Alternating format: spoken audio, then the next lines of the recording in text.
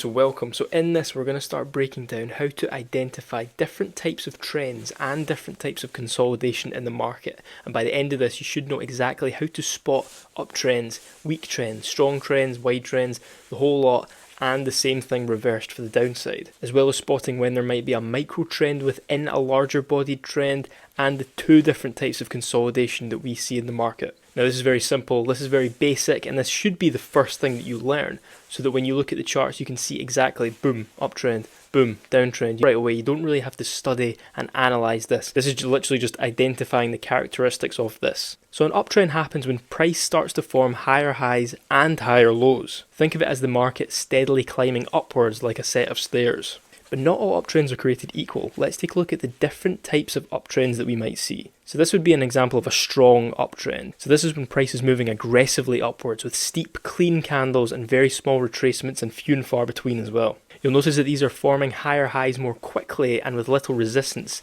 Here the momentum is really strong and the price doesn't often spend much time consolidating in this sort of formation. Here we have an example of a weak uptrend, and this is where the price is moving in a much slower and choppier manner. Now you'll still see higher highs and higher lows in this regard, but the candles might be smaller and retracements happen more often and are deeper. The whole momentum of this formation is much weaker and the price might struggle to break above important resistance levels. When there's a wide uptrend, this is when the price is moving upwards, but the swings between the highs and the lows are much larger. So imagine this is price climbing up a much wider staircase as opposed to the one before. It's still moving up, but the range of movement between levels is much broader. And this is common in volatile markets where the price swings are significant but the overall direction remains bullish. Now here is where we may see the formation of a micro downtrend. Sometimes you see an uptrend with a micro downtrend in the middle. This is when price has temporarily started to pull back and forms a short-term series of lower highs and lower lows, but overall the formation is still bullish as long as structure holds strong. Now if we were to reverse all these processes and put them in the sense of a downtrend, then all the factors still apply in the opposite sense. I'm not going to repeat myself over the processes of these different types of trends,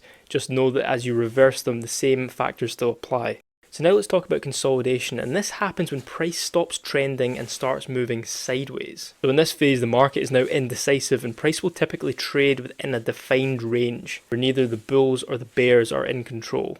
Now in the context of major consolidation, this is obviously important in the broader scheme of the charts, but minor consolidation is also just as important, if not more, and this is where smaller, shorter periods of sideways movement are within a trend. You can see this within an uptrend and within a downtrend, and this is often the pause in the market where price takes a break before continuing in its original direction. For example, in an uptrend, minor consolidation might look like price is moving sideways for a few candles, but this is before price ultimately breaks through and starts moving upward again. Think of this as the market catching its breath before the next move. There always will be another move, and you'll notice that the market takes these small breaks, small pauses before making that move. So to recap, an uptrend means higher highs and higher lows. That's all that means. So determining whether it's a weak or wide trend is up to your own analysis. Strong trend meaning that it's moving more aggressively upward with little retracement. Weak meaning that it's climbing slowly with fewer pullbacks, and the wide meaning that it's going at a much broader scale with the potential of a micro trend in the middle of it. So consolidation is literally just pauses in the market, be it major or minor. The bigger time frames have consolidation and so does the smaller time frames, but minor consolidation can be watched more closely in the smaller time frames when you're watching price move sideways and anticipating it breaking out of a specific area. Now that we know the principles of the uptrend, the downtrend, let's take a look at what the importance of support and resistance are. So this line in the middle of the screen represents support and resistance. So support is a price level that acts like a floor. It essentially stops the market from falling any lower, and I'll sometimes represent this as arrows underneath or little people underneath showing how support holds its price up. Resistance is a price level that acts like a ceiling. This prevents the market from moving higher. In this case, you'll notice that I'm pressing arrows down on this line, representing the downward pressure at this level. Next, let's see what happens when price breaks through these levels. Here's an example of breaking resistance. Price rises, breaks above the resistance level, and closes above. This is the important part here. It closes above. Closing beyond resistance signals for a potential continuation upward.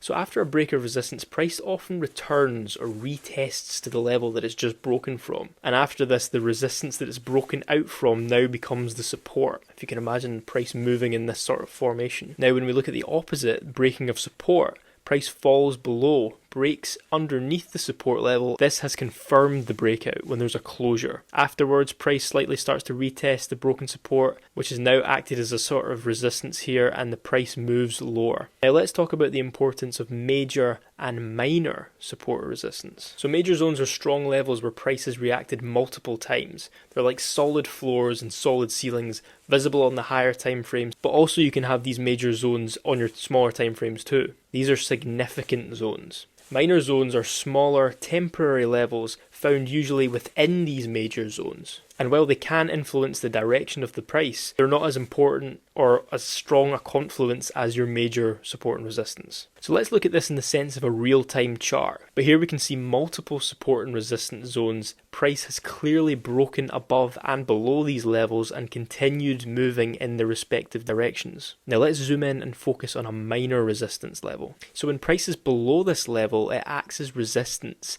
It prevents the price from moving higher. But once price eventually did break above, it flips to support, acting as the floor that holds the price up. This shows how support and resistance dynamically changes based upon price action. But if price is attempted to break either above or below and it has failed, it'll leave behind a long or short wick in its trail. For a true breakout, that candle example would have had to have closed below that level. Since it didn't, the support remains intact. Finally, let's examine what happens during a strong downward breakout. Because here the price is broken below both major and minor support zones. After the breakout, price just continues to fall sharply. And this just shows the strength of the downward move when both of these levels are broken.